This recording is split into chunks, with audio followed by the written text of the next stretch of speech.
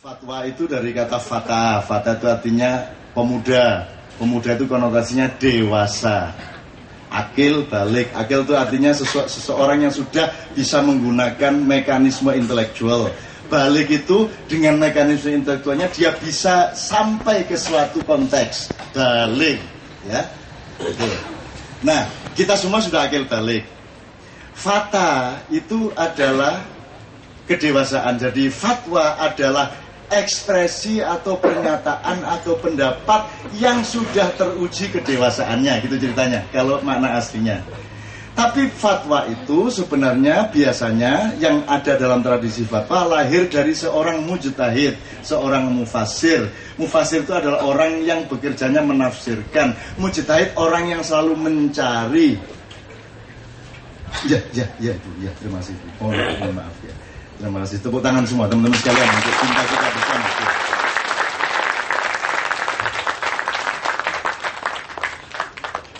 Kita ucapkan terima kasih kepada Ibu Halida Hatta dan rombongannya, teman-teman semuanya.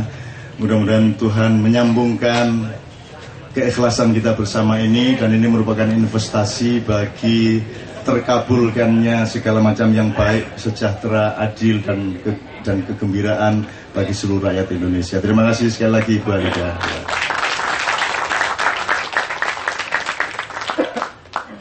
Jadi fatwa itu adalah pendapat yang dewasa, gampangnya begitu. Dan biasanya dia lahir dari seorang mufti. Mufti adalah orang yang memberi fatwa.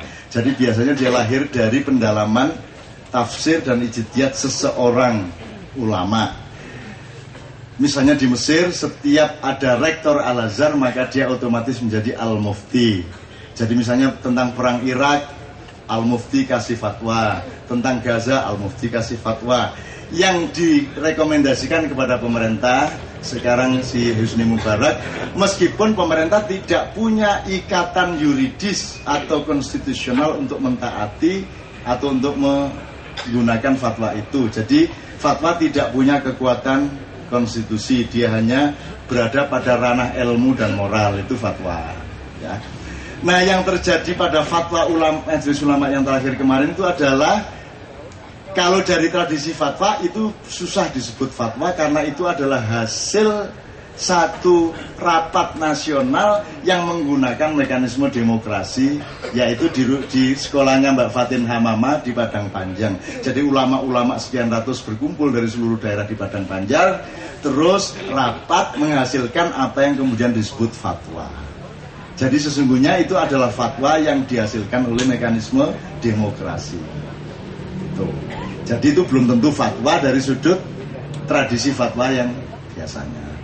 Nomor 2, kalau ada fatwa mengenai golput, aku seneng, tidak apa-apa. Golput itu fatwanya apa? Anda tahu bahwa fatwa itu mestinya ada 5 kemungkinan toh? Wajib, sunnah, mubah atau halal, makruh, haram. Itu namanya matriks 5. Filosofinya maslahat mudorot.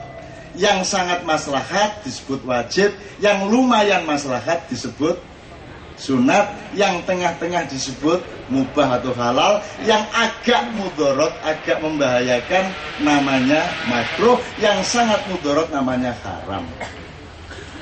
Kalau di bahasa gaulkan, wajib itu harus lo yo. Kalau sunat mbok yao, nah itu sunat. Mbok yao kamu ke sana, itu namanya sunat. Kalau mubah halal, ya ke sana monggo, enggak ke sana ya monggo. Kalau makruh, mbok jangan ke sana. Itu makruh. Kalau haram, tidak boleh ke sana. Jelas ya posisi apa komunikasinya ya, oke. Terus kalau memang ada fatwa golput itu haram, maka harus juga ada kalimat yang menyatakan bahwa mencoblos dalam pemilu itu wajib. Kan betul? Ada nggak itunya?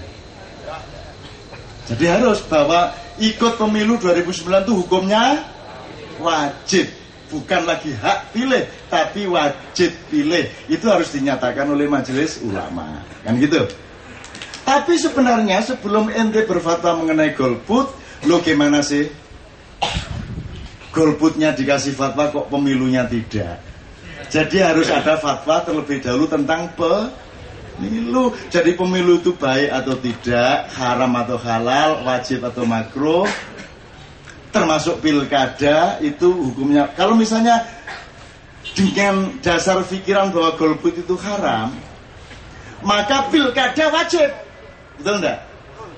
Nah, maka kita menunggu MUI menyatakan pilkada dan pemilu nasional itu wajib hukumnya, gitu loh. Saya senang kalau ada pernyataan seperti itu, gitu loh. Nanti kita baru bertanding yang masuk neraka yang mana kan gitu. Mereka apa kita kan? Kalau saya tidak ada masalah, ada fatwa kayak apapun tidak ada masalah. Wong fatwa itu, gitu loh. Ono fatwa rokok gak oleh, gini ya apa? Rokok gak oleh. Gimana fatwanya?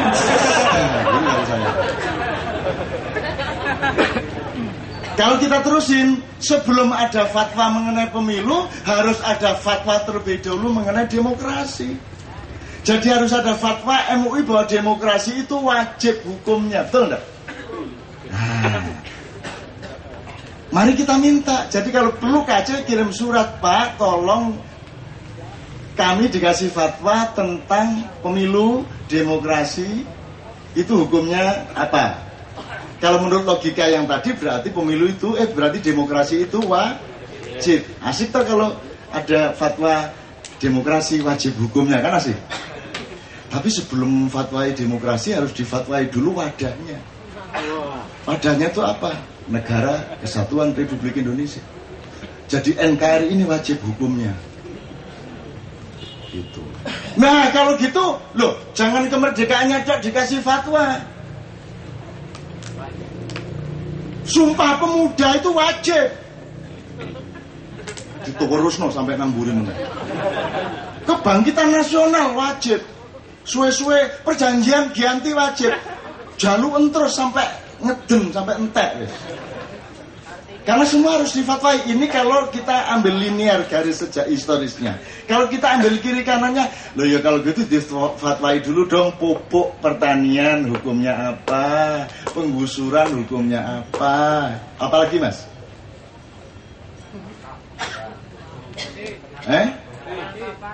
Ya karena korupsi wis jelas itu. Mau 5 itu jelas. Apa meneh? Membiarkan pengangguran.